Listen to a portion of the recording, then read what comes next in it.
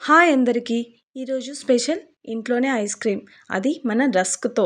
దానికోసం ముందుగా కడాయి పెట్టుకొని దానిలో ఒక 2 కప్స్ వరకు మిల్క్ యాడ్ చేసుకోండి. దాన్ని బాగా బాయిల్ చేసుకోండి. కొంచెం థిక్‌నెస్ వచ్చే వరకు.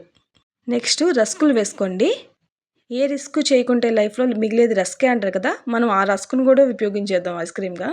నెక్స్ట్ జీడిపప్పు, నెక్స్ట్ కొంచెం బాదం పప్పు, స్వీట్‌నెస్ కోసం కొంచెం షుగర్ యాడ్ చేసుకోండి. ఇవి మొత్తం కొంచెం బాయిల్ అయ్యేదాకా ఒక 5 మినిట్స్ అలాగే తిప్పుతూ ఉండండి. అవి రస్కులన్నీ సాఫ్ట్ అయ్యేంత వరకు, జీడిపప్పు, బాదం పప్పు కొంచెం సాఫ్ట్ అయ్యేంత వరకు కొంచెం బాయిల్ చేసుకోండి. మరీ ఎక్కువ బాయిల్ చేసుకోవాల్సిన అవసరం లేదు.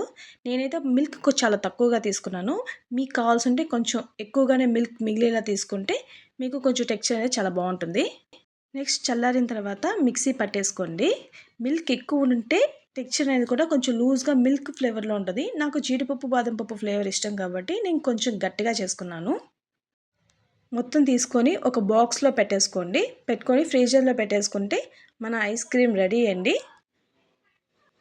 ఇప్పుడు మొత్తాన్ని ఒక బాక్స్‌లో వేసుకొని ఫ్రీజర్‌లో పెట్టేసుకోండి. నేనైతే గార్నిష్ కోసం ఎండు ద్రాక్ష వాడుతున్నాను.